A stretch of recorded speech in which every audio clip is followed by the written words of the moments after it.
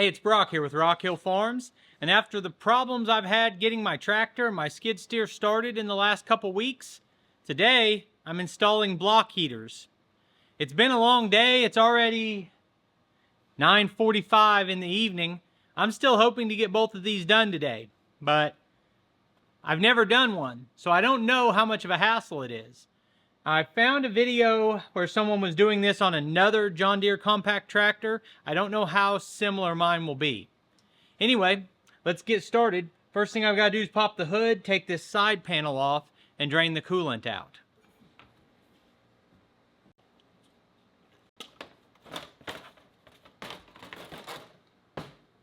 My first step was to drain the coolant out, but I actually decided I'm going to go ahead and find where the plug is and make sure that I'm going to be able to access it before draining the fluid. If I needed any kind of a special tool or had any kind of problem, this way I haven't, messed with anything before finding out. So we've got this little cover plate here that's got a couple 10mm bolts in it. We're going to pop that off to get access. Okay, it is in a straight line, lined up with the mast. I considered taking the loader off, but instead I've supported it up in the air in a substantial way where I don't have to worry about it coming down. And removing the loader would not make this any easier because this plate stays on. So we're still kind of blocked. But let me move the camera, see if I can show you exactly where that is. So I have my finger on the plug right here. I think it's not in focus, but if you go a straight line off the mast, it's right there. So now to drain the coolant, there's a little white plastic piece right here. So this is the radiator, and on the back side of it, there's a plastic plug, I guess you'd call it. It's like feels like a wing nut, but it's plastic. We'll unscrew that, and that'll drain the fluid.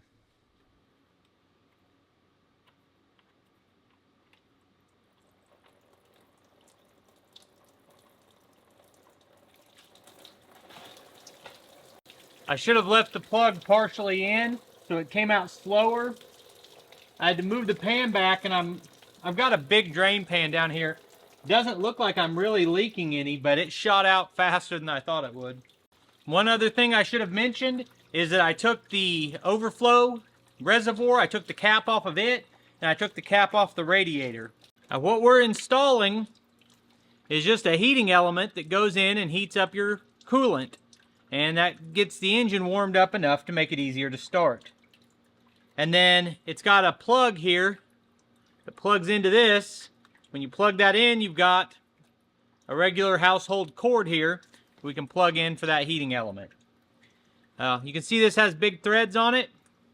And what's in there in the same spot is a plug that has a square cutout in it. Where we're putting this currently has a plug, and that plug has a square hole in it, and that fits a 1/2-inch drive ratchet or extension. So I'm going to go find an extension the right length that'll fit us in there so we can get some torque onto that plug. Let's see how this one long extension does. I'm guessing that's like a 9-inch extension. Pop it into the plug.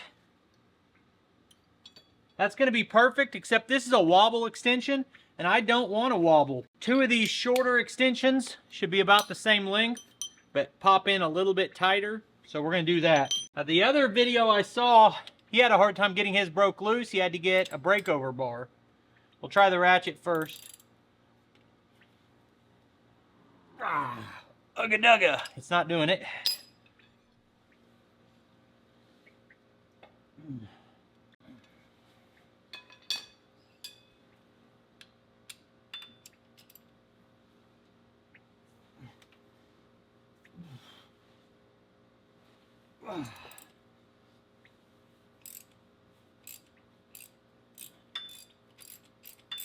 Just turning that just one flat basically got it loosened up enough I could turn it with the ratchet.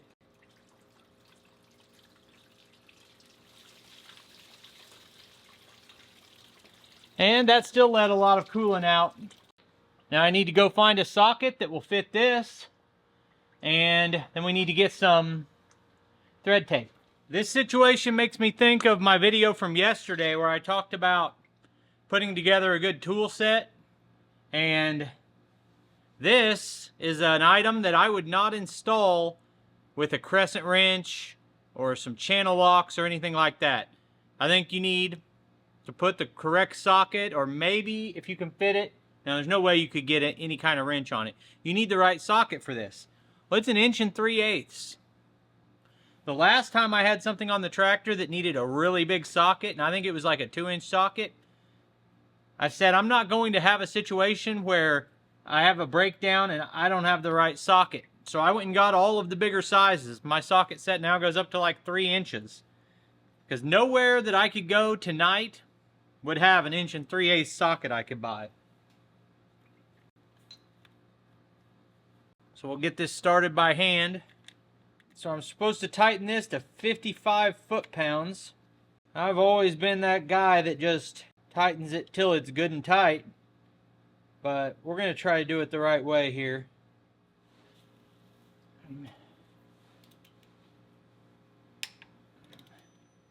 Now we just plug the cord in.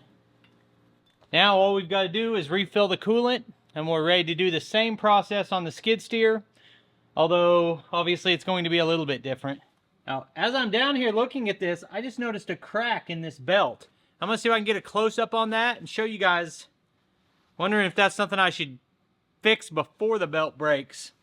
It's 3 years old. I would think that belt would still be good. Let's get a close-up.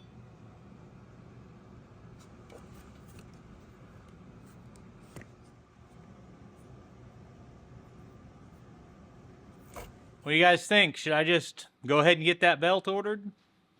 Probably so. I always use John Deere coolant, Cool Guard 2, pre-diluted. This is a gallon. It says it holds 1.2 gallons or something like that. A little over a gallon. I'm assuming that I'll have to fill it, then run it and warm it up for it to cycle down into the engine, and then fill it again. I'm not sure though. It doesn't seem like I'm going to have to do that process because it's taken a full gallon already and this isn't full. So I think it's going to just fill, but I'll still go through that process in this video to make sure that after it's warmed up and then cooled back off, we're still full. In the beginning, I said I might do both machines tonight, and I could. It didn't take that long. I could go ahead and do the other one, but I'm thinking about this as a viewer. If I'm wanting to put a block heater on my 2038R, I don't want a video that shows two machines. And if I want to put one on my skid steer, I don't want to have to skim through all of this. So I'm going to do a separate video on the other machine. So we've got this filled, the radiator's filled, and the overflow reservoir is filled. I'm going to get it up to operating temperature, make sure it's not leaking where I installed the heater or anywhere else. So first I need to clean the floor under the tractor. Then I'm going to start it up, let it get up to operating temperature, and make sure we don't have any leaks. Then let it cool off and make sure it's full, and I'll be right back. So I got it up to operating temperature, which required me to open the door and let all my heat out so I didn't trap all that carbon monoxide in here. Then I let it run at operating temperature for a while and make sure it wasn't trying to overheat. No overheating problems. Now I've let it sit for a while. And pop the cap off. We're full there. We're still full on the overflow. I'm going to call this a finished project, and I thought it would be pretty easy, but I try to respect whatever the job is and assume there could be things I'm not expecting, but it turned out to be pretty simple. Anyway, I appreciate you taking time to watch the video. Put links on the screen to a couple more of our videos, and I'll see you next time.